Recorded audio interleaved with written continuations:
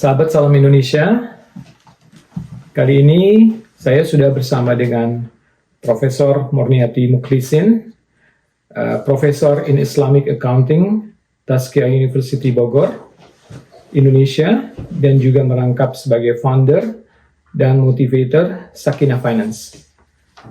Selamat pagi, Prof. Ani. Selamat pagi, Pak Rizky. Saya manggilnya Madam Ani aja ya? Iya. Lebih enak kayaknya ya? Kita nyantai. Lebih santai ya? Iya. Oke. Jadi, ini selamat datang di Toronto nih, Madam Ani. aduh, thank you, terima kasih. Ini kedatangannya dalam rangka apa nih, Bu? Iya, ini kedatangannya dalam rangka memberikan pencerahan dan semangat untuk komunitas Indonesia yang ada di Toronto dan sekitarnya, dan harapannya bisa menyampaikan pesan-pesan juga dari Indonesia dengan segala perkembangannya, terutama dalam bidang ekonomi dan keuangan syariah.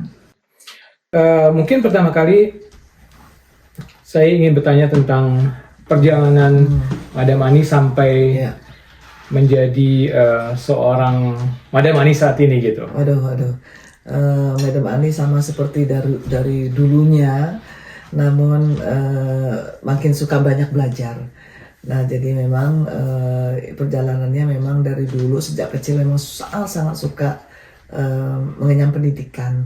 Nah, jadi waktu ya berkenaan dengan yang digeluti sekarang yaitu ekonomi dan keuangan syariah, ini karena memang sejak memilih Islam sebagai panduan dan agama dalam kehidupan Madam, dan dari situlah banyak belajar tentang syariah.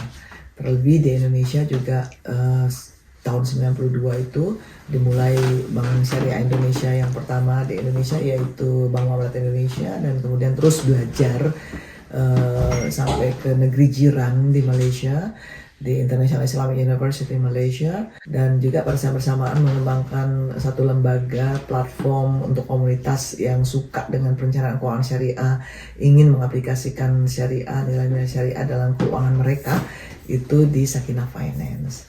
Jadi terus belajar bahkan mendapatkan beasiswa.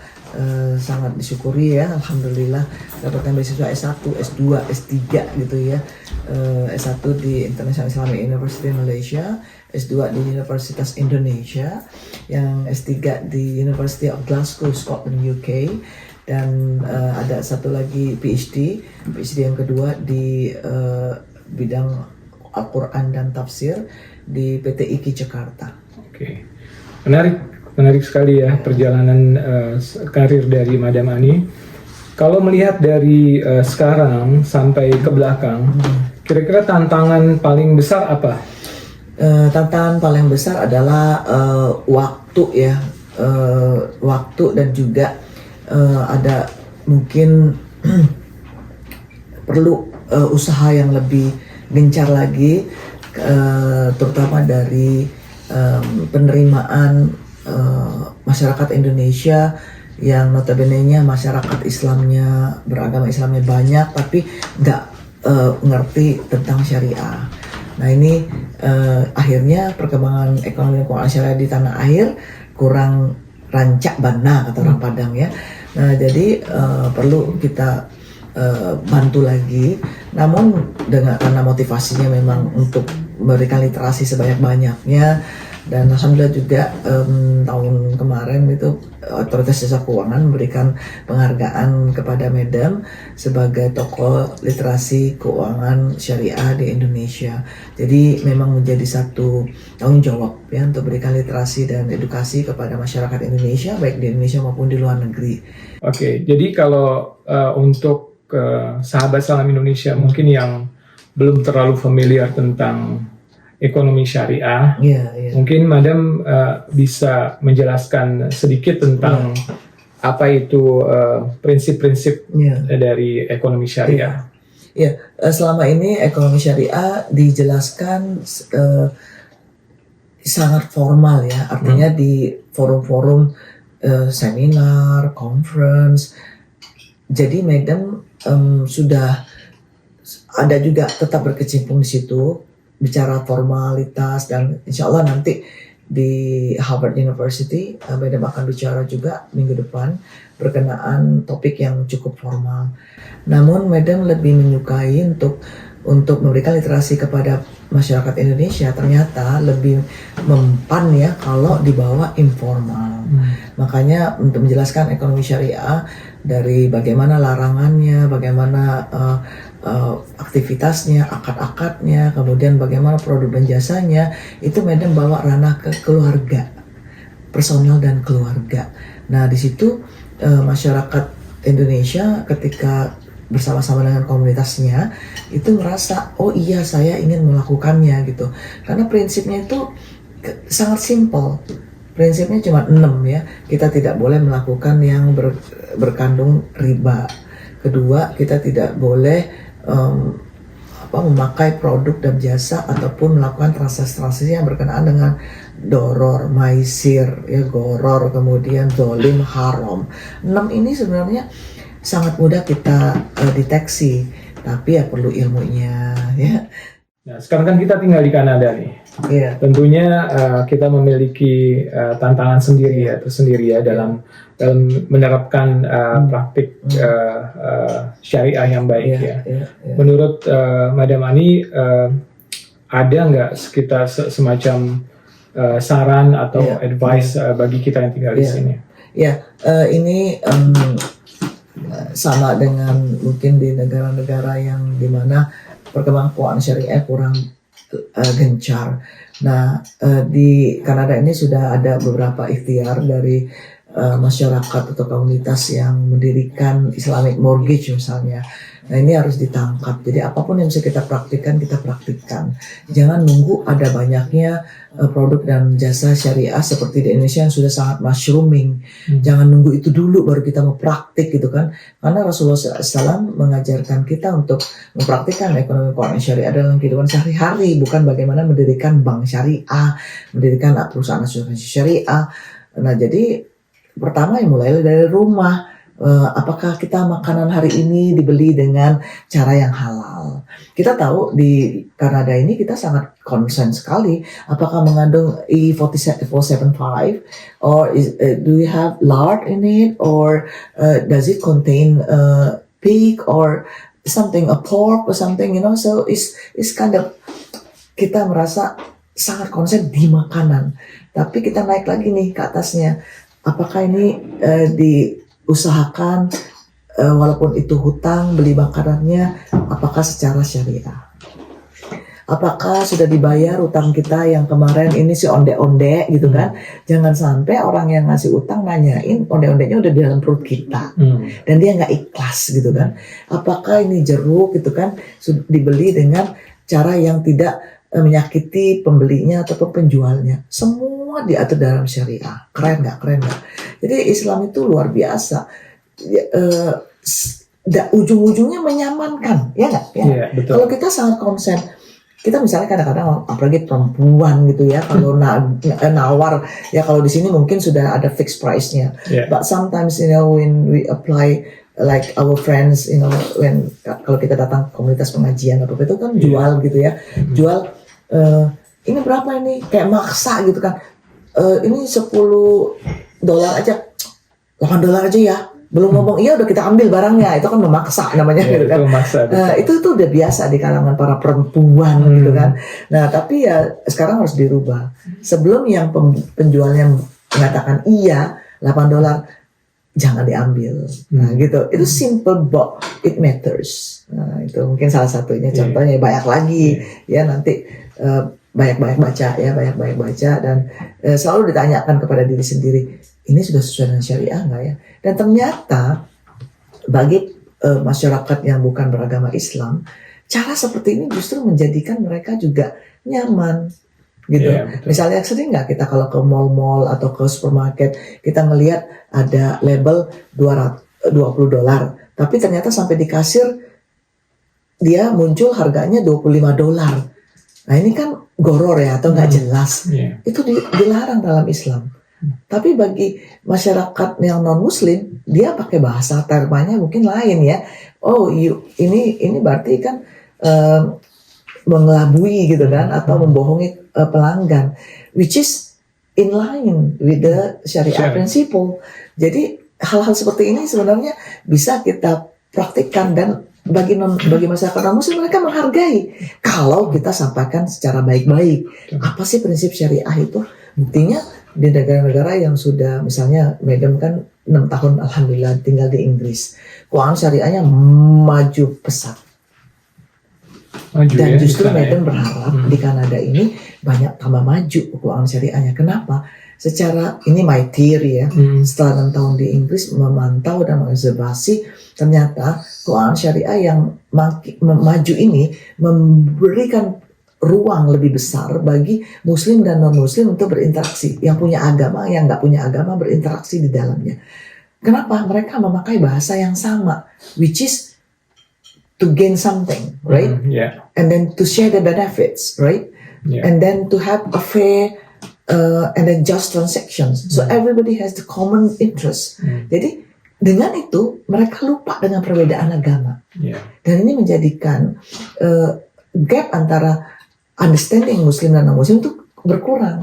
Dan insya Allah akan menjadi hubungan yang lebih harmonis antara yang punya agama, nggak punya agama, yang Islam dengan yang bukan Islam. Because we forgot about yang kita, misalnya kita kan, mereka kalau tahu muslim itu ke masjid, pakai hijab, terus baca Al-Quran, itu bukan hanya sekedar itu aja, ya kan? Tapi juga kita sibuk di pasar, kita memberikan kontribusi, apalagi kalau keuangan syariah itu bukan hanya fokus di komersilnya saja, tapi juga di sosialnya. Nah, tambah lagi kalau kita care dengan sosial kita, what about helping people with disabilities, what about setting up the facilities for the people disabilities, ATM-nya ramah dengan tunanetra misalnya, kemudian jalanannya, kemudian tanda tangannya untuk yang tidak bisa tanda tangan itu nggak perlu pakai e-signature, bisa pakai sign language atau apa. Keren banget betul. Gitu. Nah. Betul, itu tadi yang saya tertarik dengan bahwa sebetulnya kalau dilihat dari perspektif ekonomi syariah, jadi tidak ada dikotomi lagi antara agama gitu kan ya. Jadi karena semuanya perspektifnya sama. Gitu lah. Dan kita disibukkan dengan transaksi yang urusannya perut. Iya, betul. So everybody has common interest. Itu juga tadi saya tertarik dengan bahwa kadang kita melihat ekonomi syariah dari perspektif yang terlalu tinggi, kayak misalnya harus diriin bank syariah dulu, asuransi, padahal itu bisa mulai dari yang terkecil ya, dari keluarga itu tadi ya. Dan everybody we actually counter. Misalnya Mas Riza jemput ya di bandara, akadnya apa? Gratis atau I have to pay? Harusnya diakadkan itu. Oh ya, nanti saya jemput, oh berarti kan gratis. Tapi kalau nanti saya jemput tapi ada biayanya ya, that has to be clear in advance, which is very Islamic. Dan itulah yang syariah yang kita bicarakan. Simple kan? Ini pertanyaan terakhir. Ya, ini terkait tadi Madam Ani udah bilang bahwa sayangnya pegiat ekonomi syariah yang perempuan mungkin masih kurang ya, cuma satu gitu dari ini. Mungkin ada advice, saran bagi anak-anak muda ya, terutama perempuan yang ingin meniti karir seperti Kak Ani Mbak Ani di bidang ekonomi syariah. Jadi memang dua hal atau dua bidang yang Kak Ani lihat ya, yang Madam lihat adalah teknologi dan politik. Jadi ini masih kurang ya dari segi involvement dari women di Indonesia. Nah, ini yang harapannya para generasi muda, generasi X, generasi Z ya sekarang ini juga menangkap peluang-peluang. Kenapa? Karena perempuan harus cakap politik gitu ya. Bagaimana nanti ekonomi dan keuangan syariah dibawa ke ranah mana? Itu dari kapasitas yang bisa menulis, langsung juga masuk ke dalam institusinya, perbankan syariah, asuransi syariah, pasar modal syariah, reksadana syariah dan multi finance syariah, banyak ya sekarang ya. Nah, termasuk juga fintech syariah yang sudah mushrooming banget. Nah, yang tentunya dengan ingin involvement di fintech syariah diperlukan kemampuan teknologi. Nah, dengan adanya fasilitas AI yang sudah makin mushrooming juga di Indonesia, kita berharap ini bisa mempermudah. Ya, karena kan kedatangan artificial intelligence is actually to make everybody comfortable with what they want to do, dan juga kecanggihannya melebihi kecepatan yang secara manual kita bisa lakukan. Jadi ini perempuan harus alert dengan pendidikan. Kalau dibilang alasannya, kalau aku pengen jadi ibu rumah tangga aja gimana? Justru dengan adanya teknologi menjadikan perempuan-perempuan itu bisa lebih banyak di rumah. Karena dia betul, bisa take care the children. Dan perempuan tuh lain sama laki-laki ya. Karena laki-laki itu kalau mikir satu tempat parkiran aja. Walaupun dia dikasih tempat parkirnya satu atau tempat yang lain urusannya, makanya dia lupa tempat parkirnya di mana. Nggak bisa multitasking. Nggak bisa ya. Perempuan mah enak kalau perempuan disuruh gendong sampai masak, sampai nyuci, sampai ngepel bisa. Empat pekerjaan satu waktu gitu kan. Kalau suami, saya pernah nyuruh suami, please take the rubbish and then put outside, and then take the clothes in the drying room, and then this one, and then you put this one also. Beliau diem aja. Anything else you want to do? Jadi satu pun dia nggak kerjain. Karena udah diomongin 3 kali 4 kali masih diem aja. Can you please ask one by one? Nah, jadi perempuan itu keren. Perempuan Indonesia lebih keren. Jadi memang makin banyak sadar dengan pendidikan. Dulu pesantren-pesantren misalnya ya, membatasi perempuan itu tidak mengenyam pendidikan setelah aliyah. Tapi kemarin Madam diundang oleh pesantren yang usianya 230 tahun di Jawa Timur. Nggak tahu nih orang Surabaya tahu nggak ya, pesantrennya di 4 jam dari bandara. Nama pesantrennya pondok pesantren